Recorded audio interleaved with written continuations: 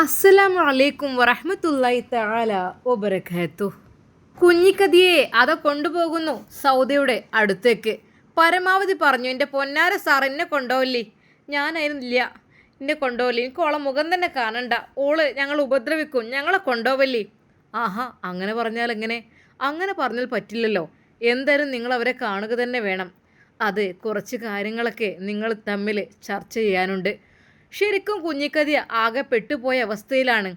സൗദ ഓൾക്കെങ്ങാനും ഓർമ്മ കിട്ടിയിക്കണമെങ്കിൽ പയേതെങ്ങാനും തുറന്നു പറഞ്ഞാൽ ആകപ്പാടെ ഇടങ്ങാറാകും. അത് നന്നായിട്ടറിയാം. അങ്ങനെ അതാ കുഞ്ഞിക്കതിയെ പോലീസ് വലിച്ചിഴച്ച് കൊണ്ടുപോകുന്നു സൗദയുടെ റൂമിലേക്ക്. എന്നാൽ സൗദയുടെ റൂമിൽ അതാ നവാസ് അവളുടെ ആ ബെഡിലിരിക്കുന്നുണ്ടായിരുന്നു. ഒരു നിമിഷം കുഞ്ഞിക്കതിയെ ഞെട്ടി. ഇവർ തമ്മിൽ ഇപ്പോഴും വലിയതൊക്കെ ഉണ്ടോ? ഓല് അങ്ങോട്ടാണ് ഇങ്ങോട്ടാണെന്നൊക്കെയല്ലേ പറഞ്ഞിൻ്റെത്. ഇനിയിപ്പോൾ രണ്ടാളും തമ്മിൽ നല്ല ചർച്ച നടക്കും. പഠിച്ചോനെ, ആ പൈസ അയച്ചതിൻ്റെ കണക്കും കാര്യങ്ങളൊക്കെ ഓല് ചർച്ച ചെയ്യും. വല്ലാത്തൊരു പുതുമ. സാറേ, ഞാൻ അങ്ങോട്ട് പോകണില്ല, എൻ്റെ മരുവുണ്ട് അവിടെ. എൻ്റെ മരുവനും മോളും അവിടെ ഇരിക്കുമ്പോൾ അങ്ങോട്ട് പോകുന്നത് ശരിയല്ലല്ലോ സാറേ. നിങ്ങൾ എന്തേ പറയണത്? അതെ, നിങ്ങൾ എന്ത് പറഞ്ഞാലും വേണ്ടില്ല. അവരോട് ചില കാര്യങ്ങൾ ചോദിക്കാനുണ്ട്. നടക്കങ്ങോട്ട്. അല്പം ദേഷ്യത്തോടെയാണ് ഷഹർബാൻ കുഞ്ഞിക്കതിയെ ആ റൂമിലേക്ക് കൊണ്ടുവന്നത്. എന്നാൽ നവാസ് പെട്ടെന്ന് എന്തെങ്കിലും ചോദിക്കാൻ ഞാൻ മാറിത്തരാം. നവാസ് അവിടെ നിന്ന് പെട്ടെന്ന് മാറാൻ ശ്രമിക്കുമ്പോൾ പോലീസ് പറഞ്ഞു, വേണ്ട, അവിടെ നിന്നോളൂ, നിങ്ങളുടെ കൂടെ സാന്നിധ്യത്തിലാവണം ഇവരുടെ ഒരു ക്വസ്റ്റ്യനും ആൻസറും എല്ലാം. ഓ, അങ്ങനെ. എന്നാൽ അതാ സൗദയെ വിളിക്കുന്നു പോലീസ്. അതെ സൗദ, പിന്നെ ഇത് നിങ്ങളുടെ ഉമ്മയല്ലേ? എന്നാൽ അല്പം ഭയത്തോടു കൂടി അവർ ഉമ്മയെ നോക്കി. ഉമ്മയെ കണ്ടപാടെ അവൾ പറഞ്ഞു, വേണ്ട, നിങ്ങൾ എൻ്റെ അടുത്തേക്ക് വരില്ലേ, എനിക്ക് പേടിയാണ്, വേണ്ട, വേണ്ട, എന്നെ ഉപദ്രവിക്കല്ലേ, എനിക്ക് വേണ്ട, എനിക്ക് വേണ്ട, എനിക്ക് വേണ്ട മെഡിസിൻ, എനിക്ക് വേണ്ട, എന്നെ കൊല്ലല്ലേ. ശരിക്കും ഒരു ശത്രുവിനെ കാണുന്ന രീതിയിലാണ് കുഞ്ഞിക്കതിയെ കണ്ടത്. എന്നാൽ കുഞ്ഞിക്കതി, എന്താ മോളെ ഇങ്ങനെ പറയണത്? ഉമ്മണേ, എൻ്റെ പെറ്റമ്മണത്, വേണ്ട, വേണ്ട, എനിക്ക് കാണണ്ട നിങ്ങളെ മുഖം, പ്ലീസ്, എനിക്ക് പേടിയാണ്. ശരിക്കും അതെ, കുഞ്ഞിക്കതിയെ കാണുമ്പോൾ ഒരു പിശാച്ചിനെ കാണുന്ന രീതിയിലാണ് അവൾ പ്രതികരിക്കുന്നത്. എന്നാൽ പെട്ടെന്ന് നജീബ് പോലീസ് പറഞ്ഞു, കാര്യമായിട്ട് എന്തോ ഉണ്ടല്ലോ. ഇത്രമാത്രം നിങ്ങൾ എന്തുകൊണ്ടാണ് അവൾ ഭയപ്പെടുന്നത്? അറിയില്ല പൊന്നാരെ. അതെ, ഞാൻ ഓളെ നോക്കൽ കുറച്ച് കൂടിപ്പോയതാണ്. ഓളെ നല്ലോണം നോക്കിയിക്കണ്. പിന്നെ വണ്ടി പായുമ്പോഴൊക്കെ ഓളെ കയ്യും കാലും ഒന്ന് കെട്ടിടാൻ കൂടിയിക്കണ് ഞാൻ. കാരണം നാട്ടുകാരെ ഉപദ്രവിക്കൂലേ, നാട്ടുകാരൊക്കെ ഉപദ്രവിക്കുക എന്നൊക്കെ വെച്ചാൽ അതൊക്കെ വലിയ കേസാണ്, കാര്യങ്ങളല്ലേ. പെറ്റ തള്ളണ്ടായിട്ട് പിടിച്ചാൻ വെച്ചെന്ന് പോലെ ചോദിച്ചാൽ പിന്നെ ഞാൻ എന്ത് കാട്ടാനാ? ഓൾക്ക് മുച്ചന്തി മോന്തിക്ക് നടത്തം കുറച്ച് കൂടുതലേന്. പൊന്നാറിൻ്റെ നവാസ എന്നോട് പറയാൻ ഒന്നും ഉണ്ടായിട്ടല്ല. ഓൾക്ക് മൂച്ചി പിരാന്താണ് ഓൾക്ക് മുച്ചന്തി മോന്തിക്ക് കണ്ട മാതിരി എങ്ങനെ നടക്കുവേനോള്. നടന്നിപ്പോൾ ഓളെ മേത്ത് എന്തോ ഒന്ന് കൂടിയിക്കണേ, വേറെ ഒന്നുമല്ല. എന്നാൽ പെട്ടെന്ന് നജീബ് പോലീസ് പറഞ്ഞു, ഓഹോ, അതുകൊണ്ടായിരിക്കും നിങ്ങളെ കാണുമ്പോൾ ഒരു ഷെയ്ത്താനെ കണ്ട ഭയം അല്ലേ? പൊന്നാരൻ്റെ പോലീസേ, നിങ്ങൾ വിചാരിച്ച മാതിരിയൊന്നല്ല കാര്യങ്ങൾ. എന്നാൽ വീണ്ടും കുഞ്ഞിക്കതിയെ കണ്ടപ്പോൾ എനിക്ക് പേടിയാണ്, അവരെ പറഞ്ഞേക്കും, എനിക്ക് പേടിയാണ്, അവരെന്നെ കൊല്ലും, എന്നെ കൊല്ലാൻ വേണ്ടി വന്നതാണ് അവർ. ശരിക്കും നല്ല രീതിയിൽ ഡോസ് കൊടുത്തിട്ടുണ്ട്, അതുകൊണ്ട് തന്നെയാണ് ഇങ്ങനെയൊക്കെ സംസാരിക്കുന്നത്. ശരിക്കും നവാസ്, സൗദ മോളെ, അത് ഉമ്മയാണ് മോളെ, ഉമ്മയാണത്. ഉമ്മയോ? ഏതുമ്മ? എന്നെ കൊല്ലുന്ന ഉമ്മയാണോ? എന്നെ കൊല്ലാൻ നിൽക്കുന്ന ഉമ്മയാണോ? അതെ. സൗദ വീണ്ടും ഉറക്കെ അങ്ങനെ സംസാരിക്കുന്നു. മോളെ പ്ലീസ് മെല്ലെ പറയ്. അത് വേണ്ട, എനിക്ക് ആരെയും വേണ്ട, എനിക്ക് പേടിയാണ്, എന്നെ കൊല്ലും, ആ ഉമ്മ എന്നെ കൊല്ലും, അവരെ പിടിക്ക്, എന്നെ കൊല്ലാൻ വരുന്നുണ്ട് അവർ. അത് ശരിക്കും ഒരു ഭ്രാന്തിയെ പോലെ അവൾ അലറി. നവാസ് അവളെ പിടിക്കുവാൻ ശ്രമിച്ചിട്ട് പോലും അവൾ കുതറി മാറുകയായിരുന്നു. ഉമ്മയുടെ ആ ഒരു നോട്ടവും ഭാവവും കണ്ടപ്പോഴേ ശരിക്കും സൗദ പേടിച്ചു പോയി എന്ന് തന്നെ പറയാം. എന്നാൽ നവാസ് പറഞ്ഞു, അതെ, ഇവൾക്ക് ഭയം തോന്നുന്നുണ്ട് അവരെ കണ്ടിട്ട്, അവരെ പുറത്തേക്ക് നിർത്തിക്കോളൂ. നവാസിൻ്റെ വാക്ക് കേട്ട് നജീബ് സാർ പറഞ്ഞു, നോ, പുറത്ത് നിർത്താനായിട്ടില്ല, അവർ തമ്മിൽ എന്തൊക്കെയാണ് ഉള്ളതെന്നറിയണം. സൗദ പറയൂ. സൗദ ചില കാര്യങ്ങൾക്ക് ഉത്തരം പറയണം. സൗദ, ആരാണ് നിനക്ക് മെഡിസിൻ നൽകിയത്? എന്ത് മരുന്നാണ് നീ കഴിച്ചത്? നീ എത്ര കഴിച്ചോ? എന്നിട്ട് എന്ത് പറ്റി? നജീബിൻ്റെ ആ ഒരു ചോദ്യത്തിന് മുമ്പിൽ സൗദ പകച്ചു പോയി. എനിക്ക് പേടിയാണ് അവരെന്നെ കൊല്ലും. എങ്ങനെ കൊല്ലും? അത് പറ, എങ്ങനെ കൊല്ലും? എനിക്ക് മരുന്ന് തരും. ഓഹോ, മരുന്നോ? ശരിക്കും തോന്നിപ്പോയി അതെ അവളുടെ ആ ഒരു പഴയ രീതിയിൽ നിന്ന് അല്പം മാറ്റം വന്നിട്ടുണ്ടോ എന്ന്. അവരെനിക്ക് മരുന്ന് തരും, എന്നെ കൊല്ലും, എൻ്റെ കൈയും കാലും പിടിച്ചു കെട്ടും, എനിക്ക് പേടിയാണ്, ദയവായി ഇങ്ങോട്ട് വരരുത്. അതെ, സൗദ കരഞ്ഞുകൊണ്ടത് പറയുകയാണ്. എന്നാൽ ആ നിമിഷം തന്നെ ഷഹർബാൻ അതെല്ലാം നോട്ട് ചെയ്യുന്നുണ്ടായിരുന്നു. സൗദ പറയുന്ന ഓരോ വാക്കുകളും എൻ്റെ എൻ്റെതൊക്കെ അവരെടുക്കുന്നു, അവർ എനിക്കൊന്നും തരുന്നില്ല. അങ്ങനെ പോരട്ടെ. പഴയകാല ഓർമ്മകളിൽ നിന്ന് പതുക്കെ പതുക്കെ അതെല്ലാം കല്ലിൽ കൊത്തിവെച്ചതുപോലെയുള്ള അവളുടെ ഹൃദയത്തിൽ നിന്ന് പുറത്തു വരട്ടെ. ഓരോന്നും അവളിലുള്ള ആ ഓർമ്മകളെല്ലാം പുറത്തേക്ക് വരട്ടെ. എന്നാൽ ഈ സമയം അതാ ഡോക്ടർ വിളിക്കുന്നു. എന്തായി എന്നുള്ള കാര്യത്തിൽ, പേഷ്യൻ്റെ കാര്യത്തിൽ എന്തെങ്കിലും മാറ്റം? എന്നാൽ ഡോക്ടറെ കൂടി വിളിപ്പിച്ചു ആ ഭാഗത്തേക്ക്. ഡോക്ടർ, ഒരുപാട് ആ സ്ത്രീയൊക്കെ കാണുമ്പോൾ ഒരുപാട് പേടിക്കുന്നുണ്ട് ഇവള്. എന്തായാലും ആ സ്ത്രീയെ നല്ല രീതിയിൽ ഒന്ന് ക്വസ്റ്റ്യൻ ചെയ്ത് കഴിഞ്ഞാലേ നിങ്ങൾക്ക് ഏറെ കുറേ കാര്യങ്ങൾക്ക്, അതിപ്പോൾ ശരിക്കും ആരാണ്? ഉമ്മയാണ്. ഓ, ഉമ്മമാർ മക്കളെയും മക്കൾ ഉമ്മമാരെയൊക്കെ കൊല്ലുന്ന കാലം തന്നെയാണിപ്പോൾ. ഇതൊക്കെ ഒരു ചീള് കേസ്, നോ പ്രോബ്ലം, അതൊന്നും ഒരു വിഷയമല്ല. അതിനപ്പുറത്തേക്കായിട്ട് പലതും നടക്കുന്നുണ്ട്. പക്ഷേ ആ ഉമ്മയെ നിങ്ങൾ നോട്ട് ചെയ്ത് വെച്ചോളേ. ഇതല്ല, പല രീതിയിലും അവർ എന്തെങ്കിലുമൊക്കെ ചെയ്യും, അതുറപ്പുണ്ട്. കുഞ്ഞിക്കതിയെ ദേഷ്യത്തോടെ നജീബ് സാർ നോക്കി. നിങ്ങൾ സത്യം പറയില്ല. എൻ്റെ പൊന്നു സാറ്, ഞാൻ എന്താ ഇനി പറയാനുള്ളത്? എൻ്റെ പൊന്നു മോളാണ്, ഓളെ ഓർമ്മശക്തി ഇതൊക്കെ നഷ്ടപ്പെട്ടിന്. ഇപ്പോൾ എൻ്റെ കുറ്റം സുഖമില്ലേനു, പിരാന്തോട് കൂടി ഞങ്ങൾ ആശുപത്രി കൊടുന്നിട്ടു. അപ്പോൾ ഇപ്പോൾ ഒരു സത്യം ഉറപ്പായി. അപ്പം നിങ്ങൾ തന്നെ കൊണ്ടുപോയി. എന്നോട് എന്തായിരുന്നു പറഞ്ഞത്? സാറേ എനിക്കൊന്നും അറിയില്ല, സാറേ എനിക്കൊന്നും അറിയില്ല, ഓളി എടുക്കാ ഇറങ്ങിപ്പോയി. എന്തിനാണ് ഈ കല്ല് വെച്ച് നുണങ്ങളൊക്കെ നിങ്ങൾ കെട്ടിച്ചമച്ചുണ്ടാക്കുന്നത്? നിങ്ങൾക്കിതിൽ നിങ്ങൾക്കിതിന് കിട്ടിയത്? പൊന്നു സാറേ, ഞങ്ങൾ അങ്ങനെയൊന്നും പറയില്ല, ഞാനത് ഓർമ്മക്കുറവ് കൊണ്ട് പറഞ്ഞു. ഓഹോ, അപ്പം നിങ്ങൾക്ക് ഓർമ്മക്കുറവ്. അപ്പം ഫാമിലിയിൽ മൊത്തം നിങ്ങൾക്ക് എല്ലാവർക്കും ഓർമ്മക്കുറവാണല്ലേ?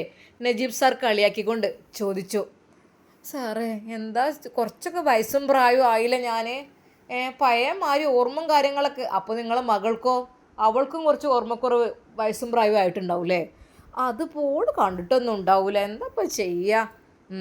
ഓട്ടോറിക്ഷ ഡ്രൈവർ എല്ലാം പറഞ്ഞു, നിങ്ങളൊന്നും മറച്ചു വെക്കണ്ട. നിങ്ങൾ അവരെ വിളിച്ച് കൊണ്ടുവന്ന് നിങ്ങൾ ഈ ഒരു ലിസ്റ്റുകളും കാര്യങ്ങളും അവളെ മയക്കി കെടുത്തിയിട്ട് അവൾ അതിന് ഉള്ളിലേക്ക് കയറ്റി വെച്ച് അവനെ ഹോസ്പിറ്റലിൽ കൊണ്ടുപോയി പറഞ്ഞതൊക്കെ അവൻ പറഞ്ഞു. ശരിക്കും ഫായിസ് എല്ലാം വ്യക്തമാക്കിയതാണ്. അവൻ്റെ മൊഴികളടക്കം ഇതിലുണ്ട്. എന്തിനാണ് ഇനി കിടന്ന് കറങ്ങണത്?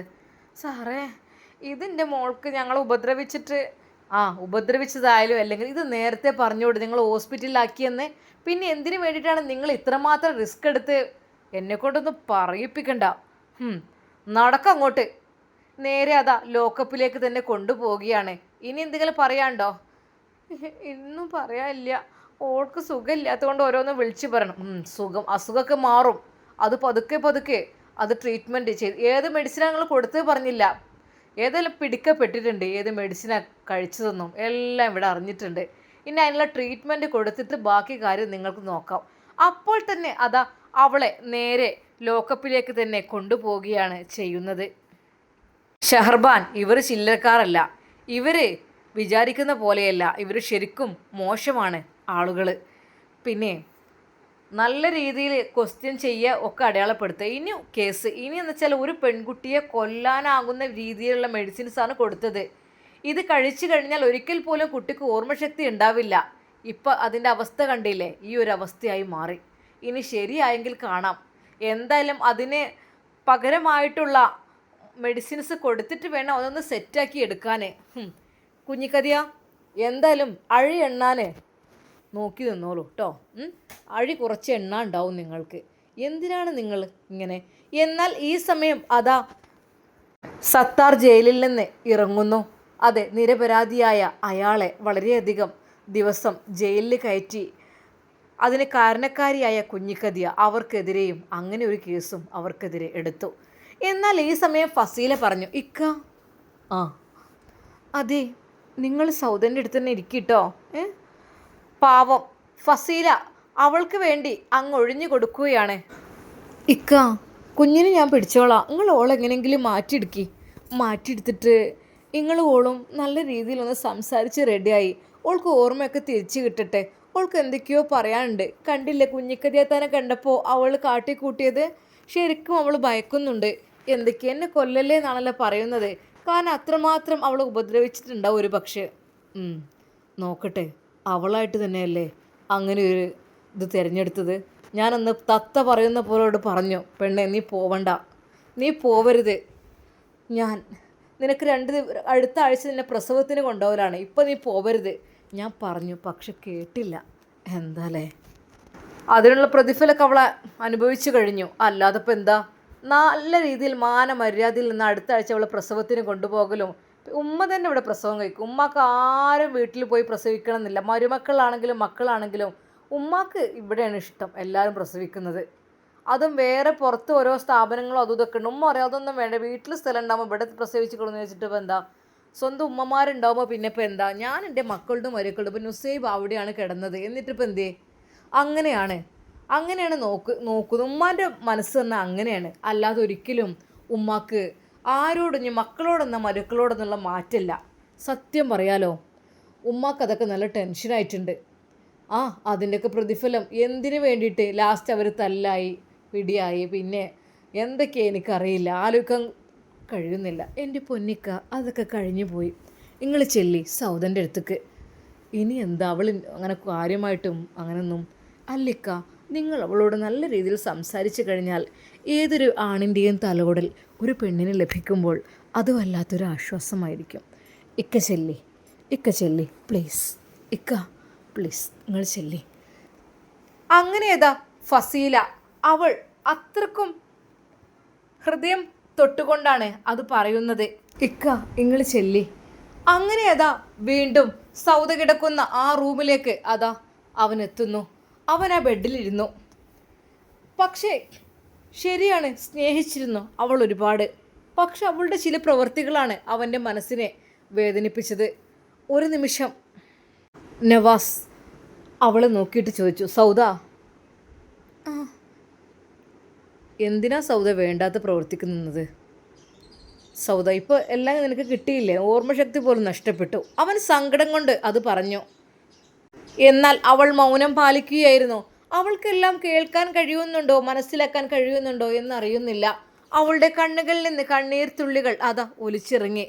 സൗദ, നമ്മുടെ കുഞ്ഞിനെ പോലും നിനക്ക് നോക്കാൻ കഴിയാൻ പറ്റാത്ത അവസ്ഥയായി പോയല്ലോ. എന്താ ഇതൊക്കെ സ്വയം വരുത്തി വെച്ചതല്ലേ? നല്ല മാനമര്യാദയിൽ ജീവിക്കുകയായിരുന്നില്ലേ? അഹങ്കാരം നിങ്ങളെങ്ങനെ എത്തിച്ചു? നിങ്ങൾ ഉമ്മയും മക്കളും ഭയങ്കര അഹങ്കാരികളായിപ്പോയി. സ്വന്തം ബാപ്പാനെ ഇറക്കി വിട്ടവർ. അഹങ്കാരമാണ് നിങ്ങളെ ഈ രീതിയിൽ എത്തിച്ചത്. എത്രമാത്രം നല്ലതായിരുന്നു സൗദ നീ. എനിക്ക് വന്നപ്പോൾ എന്നെയും മക്കളെയൊക്കെ എത്ര നല്ല രീതിയിൽ നീ നോക്കിയിരുന്നു.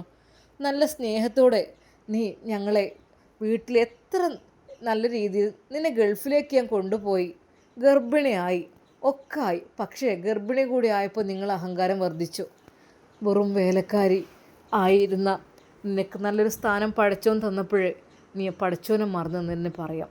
എനിക്കൊന്നും പറയാനില്ല. എന്നാൽ അതാ ഫസീല അങ്ങോട്ട് പതുക്കെ, ഇക്ക കുഞ്ഞ് കരയുന്നുണ്ട്, ഒന്ന് അവളുടെ അടുത്തുനിന്ന് പോയിട്ടൊന്ന് പാല് കുടിപ്പിക്കാനേ. എന്നാൽ പെട്ടെന്ന് ഫസീലയോട് പറഞ്ഞു, ഫസീല ഇങ്ങ് വന്നേ, എനിക്ക് അവളോട് കുറച്ച് ഉപദേശം കൊടുക്കാണ്ട്. അതെ, അവളുടെ അഹങ്കാരത്തിൻ്റെ ഫലമാണ് ഇങ്ങനെയൊക്കെ ആയത്. ഇപ്പോൾ കണ്ടില്ലേ, ഓർമ്മശക്തി പോലും നഷ്ടപ്പെട്ട രീതിയിലായി. പഠിച്ചവനായിട്ടാണ് ഇങ്ങനെയൊക്കെ കൊടുത്തത്. നല്ല രീതിയിൽ ഭർത്താവ് പറഞ്ഞതനുസരിച്ച് ഇവിടെ നിന്നിരുന്നെങ്കിൽ എത്ര നന്നായിരുന്നു. എന്നാൽ പെട്ടെന്ന് ഫസീല അതാ നവാസിൻ്റെ വായ പൊത്തുന്നു. ഇക്ക വേണ്ട, സാരല്ല, ഒക്കെ കഴിഞ്ഞതൊക്കെ കഴിഞ്ഞു, ഇനി നല്ല ജീവിതം നയിക്കാം. അതെ ശരിയാണ്, കുറേ തെറ്റൊക്കെ ചെയ്യുമ്പോൾ നമുക്ക് തോന്നും വേണ്ടിയില്ലായിരുന്നു എന്ന്. ഇനിയിപ്പോൾ ആ കാര്യത്തിൽ വിഷമിപ്പിക്കണ്ട കേട്ടോ, നിങ്ങൾ അവളെ നല്ല പറഞ്ഞ് മനസ്സിലാക്ക്. അങ്ങനെ അതാ ഫസീല സൗദയുടെ അടുത്തേക്ക് നീങ്ങിയിരുന്നിട്ട് പറഞ്ഞു, സൗദ മോളെ, ഇത് നിൻ്റെ ഭർത്താവാണ്, നീ ഇത് മനസ്സിലാക്കുന്നില്ലേ? ഇത് മോളുടെ കുഞ്ഞാണ്, നീ ഇതൊന്നും കാണുന്നില്ലേ? കുഞ്ഞിനെ കാണുമ്പോഴും എല്ലാവരെ കാണുമ്പോഴും നിനക്കെന്താ മോളെ ഭയം? പിന്നെ നിൻ്റെ പെറ്റുമ്മയെ കണ്ടപ്പോൾ നീ എന്താണ് ഇത്രയധികം പേടിച്ച് കരഞ്ഞത്? എന്നാൽ നവാസ് പറഞ്ഞു, അത് പിന്നെ ഇല്ലായിരിക്കോ, കൊല്ലാനുള്ള മരുന്നൊക്കെ അല്ലേ കൊടുത്തത്, ഓർമ്മശക്തി ഇല്ലാതാവാനും ബോധം കെടാനും അസുഖം ആയിക്കാണ്ട് മൂലക്കിൽ കിടക്കാനും ഓർമ്മശക്തി ഇല്ലാതൊക്കെ ഉള്ള എല്ലാ മരുന്നുകളും കൊടുത്തിട്ട് ഈ രീതിയിലാക്കിയല്ലോ. പെറ്റ തള്ളയാണല്ലോ. ഇക്ക വേണ്ട, പറയണ്ട, അവർക്കുള്ള ശിക്ഷ കോടതി കൊടുത്തോളും, ഇനി നമ്മളായിട്ട് കൊടുക്കണ്ട. ഇക്ക ഞാൻ ഒരു കാര്യം പറഞ്ഞാൽ എൻ്റെ ഇക്ക കേൾക്കോ? എന്തടി? അല്ല, ഇവൾക്ക് ഏതെങ്കിലും ട്രീറ്റ്മെൻറ്റ് നമ്മൾ കൊടുക്കുകയാണ്. ട്രീറ്റ്മെൻറ്റ് കൊടുക്കുക എന്ന് വെച്ചാൽ ഓർമ്മശക്തിയൊക്കെ തിരിച്ച് കിട്ടാനൊക്കെ ഉള്ളത്. പിന്നെ ഡോക്ടർ പറഞ്ഞത് ഒരു 30% അങ്ങനെയൊക്കെയല്ലേ പറഞ്ഞത്. എന്നാലും വേണ്ടിയില്ല, ഓളോളെ കുഞ്ഞിനെ നോക്കി അവിടെ ഇരുന്നോട്ടെ. അവൾ ഇരിക്കുകയാണെങ്കിൽ അവളെ ഞാൻ നോക്കിക്കോളാം. പിന്നെ ഇക്ക, അതെ, നമുക്ക് ഒരുമിച്ച് ജീവിക്കാം. ഇനി അവളെ കൊണ്ട് ജോലിയൊന്നും എടുപ്പിക്കണ്ട. അവൾ ഒന്ന് റെഡിയായി വരട്ടെ ആക്കം പോലെ. എന്താ നിങ്ങൾ മറ്റൊന്നും ചിന്തിക്കണ്ട, ഇനി പഴയതൊന്നും പറയുകയും വേണ്ട കേട്ടോ. ഞാൻ പറഞ്ഞിട്ടില്ല, അല്ലെങ്കിൽ ഞാൻ പറഞ്ഞത് ഇപ്പോൾ ആര് കേൾക്കാനാ? ഇക്ക, കഴിഞ്ഞതൊക്കെ കഴിഞ്ഞു. ശരിയാണ്, നിങ്ങളുടെ ജീവിതത്തിൽ ഒരുപാട് ബുദ്ധിമുട്ടുകൾ പ്രയാസങ്ങൾ അനുഭവിച്ചു. ഇക്ക, നിങ്ങൾ ഞങ്ങളൊക്കെ പ്രയാസപ്പെടുത്തിയതിന് പകരമായിട്ട് ഞങ്ങളൊക്കെ ഒരുപാട് അനുഭവിച്ചു. ഞാനൊരുപാട് അനുഭവിച്ചു. ഇപ്പോഴത് അവളും അനുഭവിക്കുന്നു. ഇക്കാനെ ബുദ്ധിമുട്ടാക്കിയവരൊന്നും വെറുതെ നിന്നിട്ടില്ല. എല്ലാവർക്കും പഠിച്ചോ നല്ല ശിക്ഷ നൽകിയിരിക്കുന്നു. ഇപ്പം കണ്ടില്ല, ഓർമ്മശക്തി പോലും നഷ്ടപ്പെട്ട രീതിയിൽ. എന്നാൽ ഈ സമയം അതാ സൗദയുടെ കാലുകളിൽ കൈകളിൽ ഒക്കെയായിട്ട് നല്ല തണറിട്ട പാടുകൾ, ശരിക്കും നല്ല രീതിയിൽ അടിച്ച് മുറിയായ പാടുകളാണുള്ളത്. ഇക്ക, ഇത് നോക്കിക്കേ. അവളുടെ കാല് നോക്കിക്കൊണ്ട് അവൾ പറഞ്ഞു. അപ്പോൾ ഇതാ കാലിൻ്റെ മേൽപോട്ടൊക്കെ നല്ല രീതിയിൽ ചൂരൽ കൊണ്ട് തല്ലിയ രീതിയിൽ.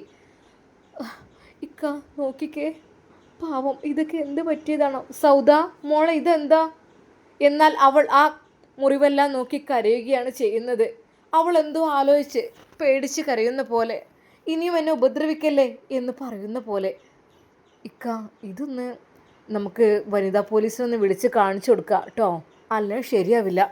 അങ്ങനെ ഏതാ അപ്പോൾ തന്നെ ഫസീല പുറത്തേക്ക് ഇറങ്ങി ഷമ്മാസിനോട് കാര്യങ്ങൾ പറഞ്ഞു. അതെ, സൗദിയുടെ കൈകാലുകളിലൊക്കെ നല്ലോണം മുറിവുണ്ട്, ഞങ്ങൾ ശ്രദ്ധിച്ചിട്ടില്ലായിരുന്നു. പിന്നെ ചുരിദാർ ഇട്ടത് കൊണ്ട് അത് അറിഞ്ഞിട്ടുമില്ലായിരുന്നു. താഴെ വരെ പാൻറ്. ഇപ്പോൾ പാൻറ് അല്പം നീങ്ങിയപ്പോൾ കാലിൻ്റെ മുകളിലോട്ടും ശരീരത്തിലൊക്കെ നല്ല പാടുകളുണ്ട്. ആണോ? അപ്പോൾ അതും നടന്നിട്ടുണ്ട്. കൊടിയ പീഡനം അല്ലേ? എന്തുകൊണ്ടാണ് അടിച്ചത് ആർക്കറിയാം. അപ്പോൾ തന്നെ അതാ നജീബ് സാറിനെ വിളിക്കുന്നു.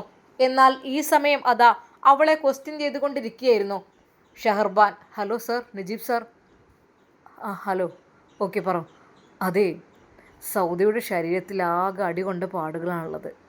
പിന്നെ നിങ്ങൾ അതൊന്ന് ഓക്കെ ഓക്കെ. അപ്പോൾ തന്നെ ഷഹർബാനെ വിളിക്കുന്നു. ഷഹർബാൻ, വരൂ, കമോൺ, നമുക്ക് ചെറിയൊരു ടെസ്റ്റ് നടത്താനുണ്ട്. അപ്പോൾ തന്നെ അതാ പോലീസ് എത്തി. സർ, അങ്ങോട്ട് പോയിക്കോളൂ. എന്നാൽ അവിടെ അതാ ഫസീലയും സൗദയും കൂടെ അവളുടെ കാലുകളും കൈകളും നോക്കുകയായിരുന്നു. നന്നായിട്ട് അടിച്ച പാടുകൾ, ചുടുവെള്ളം ഒഴിച്ച ഒരുപാട് അടയാളങ്ങൾ, തിളച്ച വെള്ളം മറിഞ്ഞതാണ് എന്തോ അറിയില്ല, പലയിടത്തും കരിവാളിച്ച പോലെ, അങ്ങനെയുള്ള ഓരോ കാര്യങ്ങൾ. എന്നാൽ അതാ എക്സ്ക്യൂസ് മീ. Okay okay. അപ്പോൾ തന്നെ നവാസ് പുറത്തേക്ക് നിന്നു. ഫസീല കാണിച്ചു കൊടുത്തു. ഇത് കണ്ടില്ല സാറേ, ആകെപ്പാടെ ഇത്. Okay okay. അങ്ങനെ അതാ ഷഹർബാൻ അവളുടെ ഡ്രസ്സെല്ലാം അഴിക്കുവാൻ ആവശ്യപ്പെടുന്നു. പക്ഷേ അവൾക്ക് ഭയമായതുകൊണ്ട് ഫസീലയും കൂടെ നിന്നു. ശരിക്കും അവളുടെ ശരീരത്തിലെ ഭാഗങ്ങളെല്ലാം കണ്ട് അവർ ഞെട്ടിപ്പോയി. പലയിടങ്ങളിലും നല്ല ചൂരൽ വെച്ചടിച്ച, കമ്പി കൊണ്ടടിച്ച രീതിയിലുള്ള മുറിവുകൾ, പലയിടത്തും ശരീരത്തിന് കളർ മാറ്റം, ആകപ്പാടെ ശരീരത്തിലാകെ മുറിവുകൾ. എന്നാൽ അതെല്ലാം അവർ എഴുതിയെടുക്കുന്നു. ഇതെന്ത് പറ്റി? എനിക്ക് പേടിയാ, ഇനിയും എന്നെ എങ്ങനെ ചെയ്യല്ലേ, പേടിയാ. ഇല്ല, ഞങ്ങൾ ചെയ്യാൻ വന്നതല്ല, നിങ്ങൾ രക്ഷിക്കാൻ വന്നതാണ്. അവരുടെ വാക്കുകൾ കേട്ട് അവൾ അല്പമൊന്ന് ആശ്വസിച്ച പോലെ, അവൾക്ക് എന്തോ ഒരു മനസ്സമാധാനം കിട്ടിയ പോലെ. പക്ഷേ അവൾ ആരേക്കെയോ ഭയക്കുന്നുണ്ട് ശരിക്കും. എന്നാൽ ശരിക്കും ഐഷമ്മയോട് ഈ ഒരു കാര്യം ഷമ്മാസ് പറയുന്നു. നജീബ് സാറിൻ്റെ വൈഫ് പറഞ്ഞതിനനുസരിച്ച് ഷമ്മാസ്, പിന്നെ കുട്ടിയുടെ ശരീരത്തിൽ ആകെ അടി കൊണ്ട പാടും അതും ഇതൊക്കെ ആയിട്ട് നല്ലോണം ഉപദ്രവം സഹിച്ചിട്ടുണ്ടല്ലോ. ശരിക്കും അതിനെ കൊല്ലാക്കൊല ചെയ്യാൻ വേണ്ടി നിൽക്കുകയായിരുന്നു അല്ലേ? എന്തൊക്കെയോ അത് മരണത്തെ മുന്നിൽ കണ്ട സമയങ്ങൾ ആയിരുന്നു തോന്നുന്നു അവിടെയുള്ള ജീവിതം. ചുരുക്കി പറഞ്ഞാൽ ആകപ്പാടെ നല്ല സീരിയസ്ലിയാണ്. അതായത് ശരീരവും മനസ്സൊക്കെ ഒരുപോലെ തളർന്നിരിക്കുന്ന അവസ്ഥയാണ് ഉള്ളത്. എന്തിനാ ഇത്രയധികം കഷ്ടപ്പെടുത്തിയതെന്ന് അവർ ഇതുവരെ പറയുന്നില്ല എന്തിനാണെന്ന്. എന്നാൽ ഐഷും അതെല്ലാം കേട്ട് പൊട്ടിക്കരഞ്ഞു. മോളെ സൗദ, അതെ ഉമ്മ അതെല്ലാം കണ്ടു പറഞ്ഞു. പൊന്നു മോളെ, എന്തിനാണ് ഇത് ആവശ്യമില്ലാത്ത പണിക്ക് നിന്നത്? ആ പുത്തൻ വീട് തറവാട്ടിൽ എനിക്ക് അവിടെ റൂമും കാര്യങ്ങളും എല്ലാം ഉണ്ടായിരുന്നല്ലോ. എനിക്ക് സുഖസുന്ദരമായി അവിടെ കഴിഞ്ഞൂടേനോ? ഇജെന്തിനാണ് മനുഷ്യരെങ്ങനെ ഇടങ്ങാറാക്കാൻ വേണ്ടി? പഠിച്ച റബ്ബേ, എന്തിനാണ് പഠിച്ചോനെ ഇങ്ങനെയൊക്കെ കാട്ടിക്കൂട്ടിയത്? എൻ്റെ മേലായ റബ്ബേ, പൊന്നാര മോളെ, പുത്തൻ വീട് തറവാട്ടിൽ ആര് തിന്നാലും ഞാൻ ഇറക്കി വിട്ടിട്ടില്ല ഒലാരി. നിങ്ങളുടെ ഇഷ്ടത്തിന് ഇറങ്ങി പോവുക വരിക എന്നല്ലാതെ ഞാൻ ആരും ഇറക്കി വിട്ടിട്ടില്ല. എല്ലാവർക്കും നല്ലതേ ഞാൻ കൊടുത്തിട്ടുള്ളൂ. എൻ്റെ നവാസ, എന്തൊരു ചേലാണ് ആ കുട്ടി അയക്കണത്. എത്ര നന്നായിനോളെ ഗൾഫിൽ നിന്നൊക്കെ വന്നതിലൊക്കെ നല്ലോ നന്നായിനു. പിന്നെ ഒരു കഥ തന്നെ ഓളെ അത് പറ്റിച്ചിട്ടാണെങ്കിലും ഒക്കെ ഒരു കഥ തന്നെ. ഏതായാലും ഞാൻ നല്ല മട്ടത്തിന് ആ പെണ്ണിനെ ഞാൻ ഒത്താച്ചിനെ വിളിച്ചു കണ്ട് കുളിപ്പിച്ചേനു. ഓൾ നന്നാകട്ടെ എന്ന് കരുതിയിട്ട് ഇനിയിപ്പോൾ 14 ദിവസം കഴിഞ്ഞേക്കണെങ്കിലും നല്ല കുഴമ്പും മരുന്നും നാൽപ്പാമരും ഒക്കെ ഇട്ട് നല്ലോണം ഒഴിഞ്ഞ് കുളിപ്പിച്ചണമെന്ന് പറഞ്ഞ് കുളിയും തുടങ്ങിയ അതിൻ്റെ ഇടയിൽ ഓളെന്തൊക്കെ കാട്ടിക്കൂട്ടി. ആശുപത്രിക്ക് ആ പോക്കാണ് പോയതാണ്. പിന്നെ ഇതാ കാണുന്ന ഈ കോലത്തിലാണ്. ഏതായാലും വല്ലാത്തൊരു പോക്കായിപ്പോയി പൊന്നാരെ. എൻ്റെ റബ്ബേ, ഇങ്ങനെയൊക്കെ ഇപ്പോൾ ആയി തീർന്നു. എന്തിനാണ് എൻ്റെ പൊന്നാര സൗദാജി മാണ്ടാത്തിന് നിന്നത് എന്ന് പറഞ്ഞ് ഉമ്മ കരയുന്നു. എന്നാൽ ഷമ്മാസ് പറഞ്ഞു, ഉമ്മ ഇങ്ങോട്ട് വന്നേ. ഇനി പറയണ്ട, കഴിഞ്ഞത് കഴിഞ്ഞു, ഇനി നോക്കിയാൽ മതി. പിന്നെ ആരൊക്കെ തന്നെ നമ്മുടെ ഇഷ്ടത്തിന് കാട്ടിക്കൂട്ടി പോയാലും അതൊക്കെ കുറച്ച് കഴിയുമ്പോൾ ഈ രീതിയിലായി തീരും. പിന്നെ ഇനി അതൊന്നും പറഞ്ഞ് വിഷമിക്കേണ്ട ആവശ്യമില്ല. കയ്യാളത് കഴിഞ്ഞു. ഇനി അവരെ ഓർമ്മശക്തി ഒന്ന് തിരിച്ചു കിട്ടാൻ വേണ്ടി ഉമ്മ ദുആ ചെയ്യേ, അല്ലെങ്കിൽ ഒരു കഥയായിരിക്കും. പഠിച്ചോനെ, വല്ലാത്തൊരു പുതുമ തന്നെയാണിത്. അങ്ങനെ അതാ അവർ എല്ലാ രേഖകളുമായി പോലീസ് സ്റ്റേഷനിലേക്ക് തന്നെ പോയി. എന്നാൽ എല്ലാം എഴുതിയെടുത്തു. ചുരുക്കി പറഞ്ഞാൽ കുഞ്ഞിക്കതിയെ നാളെ കോടതിയിൽ ഹാജരാക്കുകയാണ്, കുഞ്ഞിക്കതിയെയും ഹസീനയെയും. എന്നാൽ മറുഭാഗത്ത് ഒരു കക്ഷി എന്നുള്ള നിലക്ക് പരാതിക്കാരി എന്നുള്ള രീതിയിൽ സൗദയെ ഹാജരാക്കാൻ പറ്റില്ല. കാരണം സൗദക്കൊന്നും അറിയുന്നില്ല. അവളൊരു പൊട്ടത്തിയെപ്പോലെ നിൽക്കുകയാണ്. അവൾക്ക് എന്തൊക്കെയോ പറയുന്നുണ്ട്, പക്ഷെ ഓർമ്മ കിട്ടുന്നില്ല. അവൾ ഏതോ ലോകത്താണ്.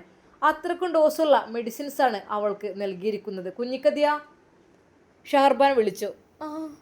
നാളെ കോടതിയിൽ ഹാജരാക്കണം. നിങ്ങളുടെ തെറ്റുകളും കുറ്റങ്ങളും കുറച്ചൊന്നുമല്ലല്ലോ. നവാസിനെ ജയിലിൽ അടച്ചത് മുതൽ സൗദയെ ഉപദ്രവിക്കുന്നത്, സൗദിക്ക് എത്രയോ ഡോസുള്ള മരിക്കാനുള്ള മരുന്നുകൾ കൊടുക്കുന്നത്, കളവ് പറയുന്നത്, അങ്ങനെ ഒരുപാട് തെറ്റ് കുറ്റങ്ങൾ നിങ്ങളുടെ ഈ ഒരു ലിസ്റ്റ് മുഴുവനായിട്ട് തികയുന്നില്ല. എന്ത് നേടിയതൊക്കെ? ജയിലല്ലേ ഇപ്പോൾ ഇതൊക്കെ കൊണ്ട് നേടാനുള്ളത്? എന്തിനാണ് നിങ്ങൾ ആവശ്യമില്ലാത്തത് ചെയ്യുന്നത്? ഞാനൊരു പോലീസുകാരി എന്നുള്ള രീതിയിൽ ഞാൻ ഉപദേശിക്കുകയാണ്. ഇനിയെങ്കിലും നല്ല രീതിയിൽ ജീവിക്കാൻ നോക്കുക. ഞങ്ങൾ ജോലി എന്ന് വെച്ചാൽ ഇത് തന്നെയാണ്. ഞങ്ങൾ കുറ്റവാളികളെ ഞങ്ങൾ ശിക്ഷിക്കുക എന്ന് വെച്ചാൽ ഞങ്ങൾ അവരെ കണ്ടെടുക്കും. ഈ ഒരു സ്ഥലത്തുള്ള ക്രിമിനൽ കാര്യങ്ങളും അക്രമ കാര്യങ്ങളൊക്കെ നോക്കി കണ്ടുപിടിക്കലൊക്കെ ഞങ്ങളാണ്. ഒരു സ്ത്രീയായി ഇത്രയും പ്രായമായി നിങ്ങൾ ഇത്രമാത്രം ഇതൊന്നും ചെയ്യുന്ന ഒരിക്കലും ഞങ്ങൾ വിചാരിച്ചിട്ടില്ല. പക്ഷേ മറ്റൊരു തെളിവ് കൂടി വന്നപ്പോഴാണ് ആകെപ്പാടെ എന്താണ് അതെ കണ്ടില്ലേ, സൗദിയുടെ ശരീരത്തിൽ ഇരുമ്പ് വടികളുടെയും ചാട്ടവാറ് പോലുള്ള എന്തിൻ്റെയൊക്കെ പാടുകൾ, പലയിടത്തും ശരീരം നീലിച്ച രീതിയിൽ. നിങ്ങളെന്ത് തിളച്ച വെള്ളം അങ്ങനെ ഒഴിച്ചിരുന്നോ? പലതും നിങ്ങൾ ശ്രമിച്ചിട്ടുണ്ട്. അവളുടെ ശരീരത്തിലെല്ലാം കാണുന്നുണ്ട്. കുഞ്ഞിക്കതിയാ, പഴയ കാലം പോലെയല്ല ഇത്. എല്ലാം ഫോറൻസിക് വിദഗ്ധരുടെ സഹായത്തോടു കൂടി കണ്ടുപിടിക്കാനും അതിൻ്റെ എല്ലാ ഡീറ്റെയിൽസും കാര്യങ്ങളും അറിയാനും ഒരു പ്രയാസമില്ല. എല്ലാം അറിയും. നിങ്ങൾ എന്തൊക്കെ തന്നെ എന്ത് കാര്യത്തിന് വേണ്ടിയിട്ടായിരുന്നു സൗദിയെ നിങ്ങൾ ഇത്ര ഉപദ്രവിച്ചത്, അവിടെ നിന്ന് ഒഴിവാക്കാൻ ശ്രമിച്ചതും അതുകൂടെ കിട്ടണം. അതിൻ്റെ ഉത്തരം ഇതുവരെ കിട്ടിയിട്ടില്ല. അതിൻ്റെ ഉത്തരം കൂടി കിട്ടിയിട്ട് നിന്നെ കോടതിയിൽ ഹാജരാക്കായിരിക്കും നല്ലത്. ഇനിയൊന്നും ഉത്തരം കിട്ടാനില്ല എൻ്റെ പൊന്നാര സാറേ. ഒക്കെ കിട്ടാനുള്ളത് കിട്ടിയല്ലോ, അതൊക്കെ ശരി തന്നെയാണ്. ഞാൻ തന്നെയാണ് ഓളെ വണ്ടിയിൽ കൊടുത്തയച്ചതും മരുന്നും ഗുളികയും കൊടുത്തതും ഒക്കെ അങ്ങനെ തന്നെ, ഉപദ്രവിച്ചിട്ടൊക്കെ തന്നെ. അതൊക്കെ സമ്മതിച്ചു. ഇനിയൊന്നുമില്ല. പെട്ടെന്ന് നജീബ് സാറ് അങ്ങനെ അങ്ങ് പോകാൻ വരട്ടെ. ഇനിയൊന്നും ഇല്ല എന്ന് പറഞ്ഞ് കേസ് അങ്ങ് തള്ളിപ്പോകുന്നില്ല. ഇനിയാണ് പ്രോബ്ലം. എവിടെയായിരുന്നു, എന്തിനു വേണ്ടിയിട്ടായിരുന്നു ഇവളെ ഇത്രമാത്രം ആക്രമിച്ചത്? എന്താണ് സൗദിയെ വീട്ടിൽ നിന്ന് പുറത്താക്കാനുള്ള കാരണം? എന്തുകൊണ്ടാണ് സൗദിയെ മയക്കുമരുന്ന് കൊടുത്ത് വണ്ടിയിൽ ഓട്ടോറിക്ഷയിൽ മാനസികാരോഗ്യ കേന്ദ്രത്തിലേക്ക് പറഞ്ഞയച്ചത്? എന്ത് കാര്യത്തിന്? അവൾ അവിടെ വീട്ടിലുണ്ടായാൽ പ്രശ്നം എന്ത്? അത്രയും വലിയ ബംഗ്ലാവിൽ അവൾ എന്തുകൊണ്ട് നിന്നുകൂടെ? എന്താണ് അവൾ അവിടെ നിന്നാലുള്ള പ്രശ്നം? അതുകൂടി ഒന്ന് കണ്ടുപിടിക്കാനുണ്ട് മോളെ കുഞ്ഞിക്കതിയ. അതെ, ഇനി പറ്റില്ല. ഇനി അതും കൂടെ ആയതിൻ്റെ ശേഷം കോടതിയിലേക്ക് നേരെ വിടും. കേസുകളെല്ലാം അവിടെ അങ്ങ് അവതരിപ്പിക്കും. എന്നിട്ട് എന്താകും? പോകാം ജയിലിലേക്ക്. കാരണം ഒരാളെ നമ്മൾ ഉപദ്രവിക്കാൻ പാടില്ല. അത്രക്ക് ഉപദ്രവം, മോഷണം, അതുപോലെ ആൾമാറാട്ടം, അങ്ങനെ പലതും നിങ്ങൾ ചെയ്തിക്കണ്. പല രീതിയിലും പല തെറ്റുകൾ.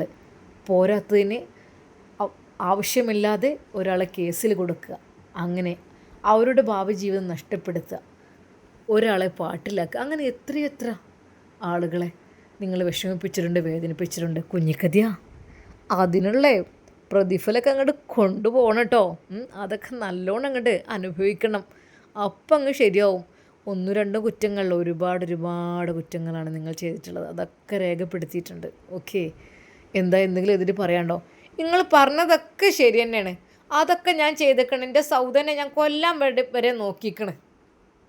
പറഞ്ഞേക്കാൻ നോക്കിക്കണ്. പോകാൻ ഞാൻ പിന്നെ എന്താട്ടണേ? പക്കെങ്കിൽ വേറൊന്നുമില്ല. ഞാൻ അതിൻ്റെ പിന്നിൽ വേറൊന്നുമില്ല. അതോടുകൂടി ഞങ്ങളെ കേസ് കഴിഞ്ഞു. ഇനിയിപ്പോൾ 2 മാസം ഞങ്ങൾ ജയിലിൽ കിടന്നാലും മടി, 2 ആഴ്ച കിടന്നാലും മടിയില്ല. 2 ആഴ്ച അതൊക്കെ കണക്കാക്കി വെച്ചോ. ജയിലിൽ എന്തൊക്കെ സാധനങ്ങളൊക്കെ തിന്നാണ്ടാവും എന്നൊക്കെ പിന്നെ മോള് പറഞ്ഞു എന്നോട്. അവിടെ വിഷമമൊന്നും ഉണ്ടാവില്ല, അവിടെ പലതും ഭക്ഷണങ്ങളും അതും ഇതൊക്കെ ആയിട്ട് ഉണ്ടാകും എന്നൊക്കെ പറഞ്ഞു. പിന്നെ ഞാനിപ്പോൾ അതിൽ ആശ്വസിക്കും. പക്ഷേ എൻ്റെ മോളുണ്ടല്ലോ ഹസീന, അവൾ പറയണതമ്മ ഞാൻ പോലും നിങ്ങൾ പൊയ്ക്കോളിന്നാ. എന്തായാലും മക്കളൊക്കെ ഒരു സ്നേഹം, ഓളൊക്കെ ഞാൻ സ്നേഹിച്ചിട്ടേ ഉള്ളൂ. അപ്പോൾ എൻ്റെ നേർക്ക് ഇങ്ങോട്ട് എടുക്കുകയാണ്.